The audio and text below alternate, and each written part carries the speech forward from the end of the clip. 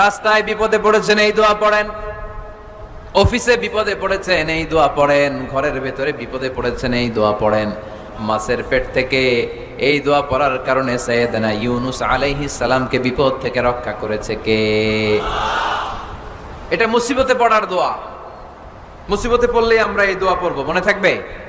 শুধু এমন না যে তুফান ছুটলে পড়বেন, আকাশে থান্ডার বজ্রপাতে পড়বেন না, যে কোনো দোয়াতেই লা ইলাহা ইল্লা আনতা সুবহানাকা ইন্নী কুনতু মিনাজ জালিমিন।